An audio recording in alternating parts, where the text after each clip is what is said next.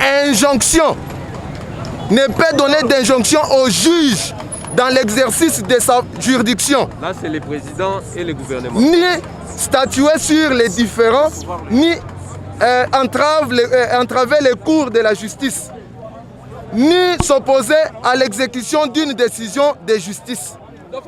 Le pouvoir législatif ne peut ni statuer sur des différends juridictionnels, ni modifier une décision de justice, ni s'opposer à son exécution. Je m'arrête d'abord là. Dans ce stade, on a vu beaucoup de problèmes, beaucoup de petits soucis sur la dite motion. Il y a eu des problèmes de signature qui ont été évoqués. Et quant à la justice, comme Jean Marc, le premier vice-président de l'Assemblée, a saisi la justice, le Conseil d'État, il a fallu que ce Conseil d'État décide sur les seuls problèmes qui est la validité de sa demande ainsi que le problème de son analyse. Quand il a analysé, il a trouvé effectivement qu'il y a eu des problèmes, qu'il y a eu des dysfonctionnements. C'est ainsi qu'on lui a donné raison et on a demandé à ce dernier de surseoir d'abord la dite décision. Mais comme ils n'ont pas voulu respecter l'article 151, c'est ainsi que le juge a voulu maintenant montrer qu'il est compétent et qu'il ne peut être injoncté ou bien qu'il ne peut, admettons, comment je peux dire, il ne peut pas accepter de céder à cette intimidation. Raison pour laquelle vous voyez aujourd'hui qu'il y a la police qui a empêché aux dits élus du peuple. Bon, parce que moi je ne peux pas les appeler les honorables parce qu'ils n'ont rien d'honorabilité en eux-mêmes. Raison pour laquelle j'ai voulu passer ce petit message aux gens et à la population pour leur dire qu'ici, il n'y a pas l'entrave à la justice ou bien les injonctions que donne le pouvoir judiciaire à celle du pouvoir exécutif ou quoi que ce soit, mais il y a eu manquement grave de la Constitution et manquement et entrave à cet article 151 de la Constitution. Raison pour laquelle vous voyez, il y a tant de gens, il y a tant de la police qui sont venus pour juste faire respecter la décision de la haute cour. Mais voilà. Que dites-vous alors de lobby et kotika ko sama bongo te ba onde ba teleme kona tinde ba okenda banda na bango tinde ba kota congé ba kota so awate ba kena ondima na justice problème eza justice ba si na justice après ba ko sama kam na bango bazo linga ta ba monike ba komi na risque ne ba kimima po ba sa bozo bango ba kotika ko sala ngote et puis o bazo kansa on ko sala mate ba kena ondima na justice ici ça salamika ah Maman, nazo ebisa o soki olobi bongo sezo kasa nini nakolo baza ndoto baba. OK? Et koti kala ko sala mate. Congo eza ya kala te, eza ya siko. OK? Ba so bazo kanisa kama bango kalana esila, esili kana 2019 na 2020. Message le mwana mboka Janine Mabundu azali présidente de l'Assemblée nationale ndenge abuki pe mebeko ya justice. Elo liboso ako bakaza impoli. Parce que toute justice en mboka te. Akena ko système comme na justice après ko sala musala na ye tango zo bouder justice il faut justice pour bouder justice ça na raison justice ça boma mutu te eza pona ba mesurer na longi na leki esili mais pona bouder justice c'est ça impolé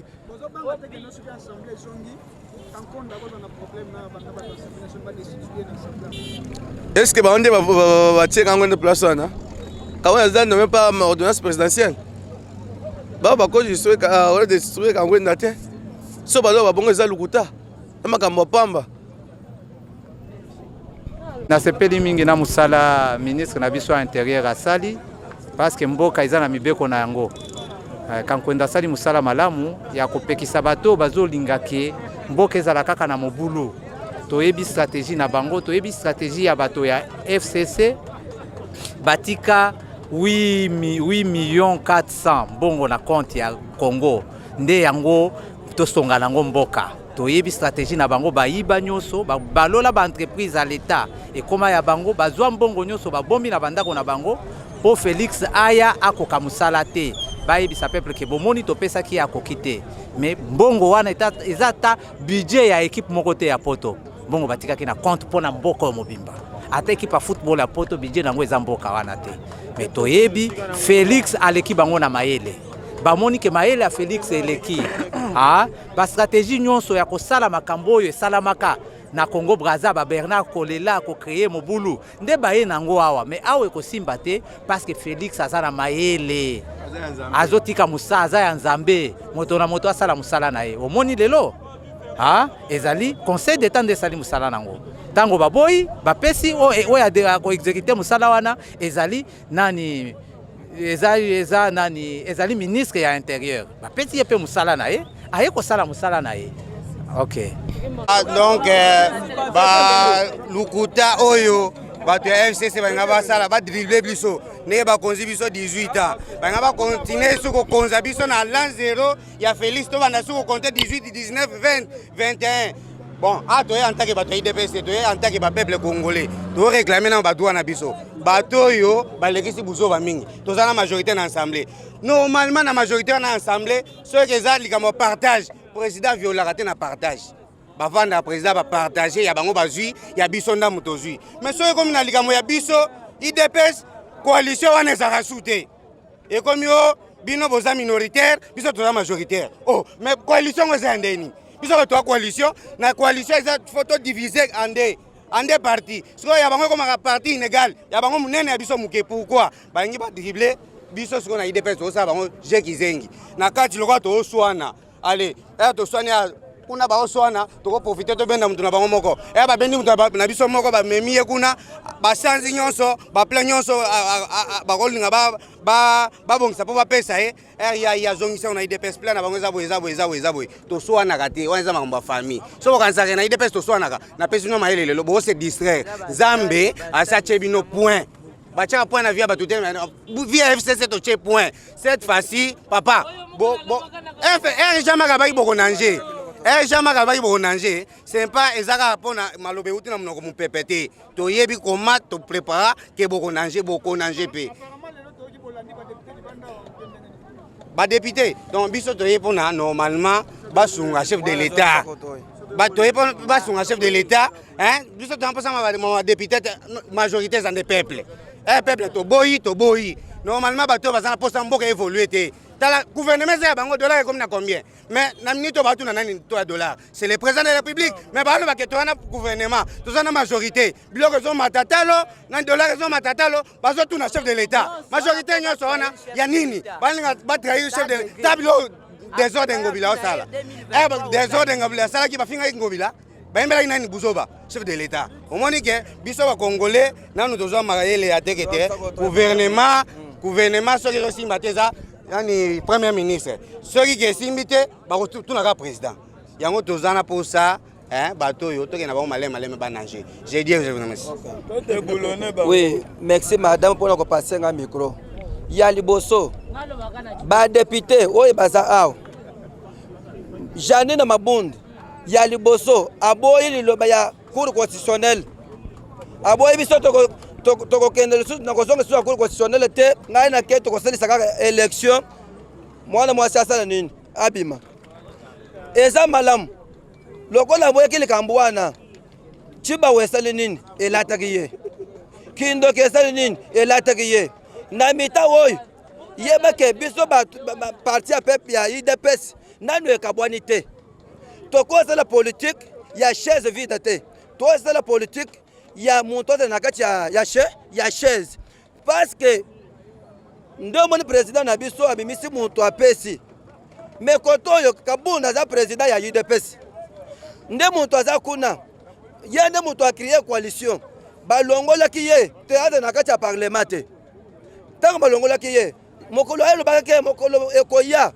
Bato FCC bakosa nini bakonager ndezo mona oyo parce que bango balingi kimia te soki balingi kimia ya liboso esengeli ke balobela peuple te balingi batiwe président na biso président Fouachi aza président ya baluba te aza président ya peuple congolais nyos tozo mona te balizi maison na kati ya mboka oyo lelo gouverneur azo tele azo répondre kangonda mabe ministre intérieur bato bazo kufona kati ya zandu ba député baza na parlement bazo baleka moko te biloko ezo mata na zandu bazo baleka mon côté dollar les autres nini ezomat bazo baleka mon côté oyebisa biso maman yo journaliste oza awo musala ba ya ba député na parlement za musala nini ya ke bana ko mbongo baba ni ko mbongo baka bola ba mbongo ndele lo chiba wana esa nini lokola mabunda aboyili lo ya cour constitutionnel ndeki ndoke esa nini ela chibango ezali kambu ya fuachite ndalo beke baka no kanga te bango ne basa nini baboy biso to ya place oy pona kotela makambu oyo jani na mabunda aboyili lo ya cour constitutionnel to lingi na mita oyo zamba likolo akota bang parlement esa nini ekufwa parce que peuple député ba député baza bato malamu te na jani na mabunda na tambu mwamba est-ce que pour toza ta de droit eza ya bato mususu bazo sambisa ba mususu bazo sambisa bango te ntambu mwamba batinde invitation 4 fois nano répondre te est-ce que toyebi boyebisa biso bato wana baza bato malamu a répondre ngo te batinde invitation 4 fois tambu mwamba répondre te jani na mabunda avandi kaka na parlement ya ko voter ke biso ba député ba ko sambisa biso te eza malamu te toza état de droit yo nde mutoza munen oza président ozo nan ou bien gouverner faut ba otosa pe ozo tosa te pona nini le baloko la peuple na le baloko la politicien te na trouvé donc biso nde peuple to vota ba député et puis toke kuta ba député bazana souci à peuple te nyonso bazo sala na kati ya parlement toujours mona que eza désordre nyonso na bango bazolia bien baza bien mais nyonso ezozongela biso peuple tala na mambo ya confinement yo journaliste ngai to vandi na ndako misali esalama te donc eloko ata moko te ekoki kosunga peuple eza te biloko ezomata na omata ba motion oyo ba député bazo soulever eza kaka pona ba intérêt privé na bango bazo compter souffrance ya ba peuple te biso to souffrir makasi soki lelo lobi omona bo filmer nga bien omoni nde na lati donc bo filmer nga bien bo tala nde na lati eloko c'est pas manque à moyen ya ko vivre lelo lobi bomona bakuluna banini bazo régner na monde donc na Congo omoni Molière aya filmer banini baye ba filmer tout ça c'est compte tenu des manques de quelque chose ce qui pays eza donc na logique des choses nyonso ane kotambola malamu nyonso eza combativité ezolanda président de la République akoki kotala mambo ya développement au etali po na peuple te po eza bango biso to voter ba député bakende balobela biso ce qui ne marche pas bien donc baya batala peuple donc aza besoin na eloko mais biso to souffrir makasi soki botali donc peuple bele bango nyonso mutu bango nyonso ba dollar le loto ya dollar comme na 200 000 francs donc 100 $, 200 000 francs tokosuka wapi soki oza na 10 000 francs donc bokolia bien te soki oza donc soki moyen ezate bokolia bien te Janine Mabunda na bato FCC ce sont les impitoyables bazana souci à peuple te donc bato nyonso à FCC ils ont régné durant 18 ans donc on n'a rien vu et loko mutuya o basali pona biso ba peuple to voter bango lisusu bayaki babuki lukuta les insensés leur a voté donc batindi bango ils n'ont rien donc à viser pour le développement du pays donc bazota la ka ba développement ya mabum na bango ils font donc développer leur vie privée batali nazana biloko tel nazana ba maison tel na poto naza boy na boy donc non.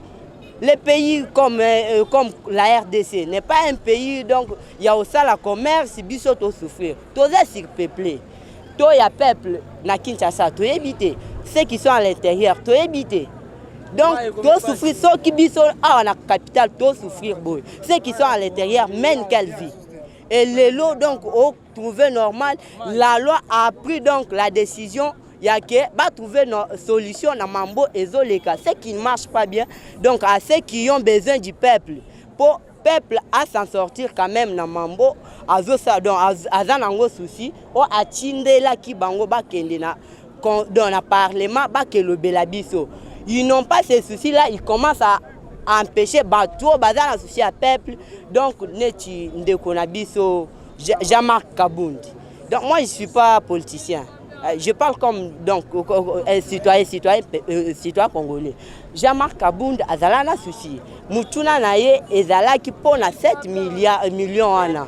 Donc eza juste pona nini. Ezala ki pona développement ya biso bango, mais bango va trouver normal que non peuple azana souci. Donc c'est que azana souci à peuple, azana souci à libumu na yete. Yangwana ba empêcher au moni ba komo luka muto ya désordre. Ba bando manipuler qu'il fasse 5 ans et il y a chef de l'État et qu'il donc nanéa après 2023 va tourner au Salinine. Ce n'est pas un pouvoir de dictature dont le chef de l'État peut imposer na katianani à que ça là donc à bando sala musala député à côté na musala ministre à sala non chef de l'État tali mambunaye. Tellement que nous l'avons voté, c'est nous les peuples qui l'avons voté. C'est nous les peuples qui avons voté les députés parce que nous connaissons le travail du président et le travail donc des députés. C'est normal. Ça va Congolais, Congolais, Zala déjà éveillé. Congolais, Aza Moutoul, Soussou, à Kolobake, Congolais, à Lali, Token de Nambutu, Nandenganate. Et logo, Touti, comme on ango, Oezambala, Balani Bali. Bala liboso to mone kaka balobité que confinement izali et sengeli bato basangana plus de 20 personnes te. To monaki bato ba député basangana plus de 380 personnes pour na redetuer Jean Marc KABUND. Na minute oyo soki beaucoup ti bato batele makawana bato batele plus de 30 personnes net bato à parlement de Buguna. Est-ce que bako panza bango? Kapo bango mikolo wana nde bazo bebisa likolo. Soki bakuti bana mike batele minenga wana ba panza bango ti. Yango tozo mona que peuple congolais pe Azamaeli, asi ala muki ala lili lisusu te. Message oyo tozo linga to pesa ba nini ba député ezake ba peuple congolais a voté bango pona na bango te pona ba famille na bango te. Na mito de leur mati bato bazana social abete. Bato démarche za bien te, malade za na mboka. Ba province social eza na insécurité. Au lieu ko bundela pona social ba dollar we kita pour nini kita bango ba 50 300 400 pour na retuer KABUND nde makambo bango ba to vota bango kuna pour na kokende ka kuna. Est-ce que ya to ko situate ko mona ba député ba koti pe na sima pe ba stade élection soki ba koti kuna donc na koloba ke congolais aza mututi po congolais aza lisusu mutu andenga nati aza sive na minuto baza sive partout soki ba koti kuna to ka likambe ko bima kuna mais soki likambe ko bima bino moko boko santé kango. Par rapport à la justice, ministre il y a intérieur sur un souci à conseil d'État. Parce que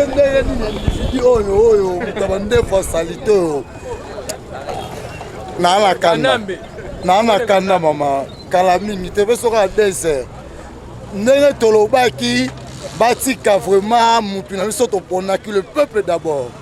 C'est pas yo moi si wana na bité so za bien na bité atala na kanda omoni malili mais na opi na ote kambongo nanga aolia kango yo pe lisusu kamere yo makufa na bi kufa magistrat ola nanga abimate mbonga na zwaki ya mbonga batutu bazar bobane 50 ans de prison pe na moment oyo ndenge za awa to indisa trop c'est trop babi que les dictateurs les sauveurs du sang les tueurs dégagent bongote yango na minga lobesa te combattant to fungola mi makamo banalise sili parce que le moment oh soboya bo mangai na okende bo manga bino bo maga bato to ana posa changement tala mboka neti boisa ba ole kakabiso na ba valeur et asoni maman journaliste boyo kala biso mawa lelo ona lobi ata les États-Unis ba mona bon et le réseau là-bas il faut tout le monde a un peu sous l'angle politique et ça signifie makambo ebele c'est-à-dire les plans ya FCC depuis avènement depuis to continent to beng état de droit bango baza ko sepela nango te parce que ils ne sont pas bénéficiaires batu na bango ebele bazana ba dossier et bango bazo luka ndenge nini ko tcha ba bâton dans les roues pour na ko freiner élan ya état de droit balingi ko décourager ba magistrat ba juge et ils s'opposent à ce que justice na biso est comme indépendante avec des spectacles pareils. Non, mais ils ont pour freiner l'état de droit. La justice décide, les conseils d'État décident, mais on va faire un forcing. Ils ont un ballon d'essai, mais ils ont un peuple. Ils ont un oyo, simbi. Maintenant, on va voir plus loin qu'est-ce qu'on peut faire pour déstabiliser le peuple. Parce que les gens ont un message pour ça.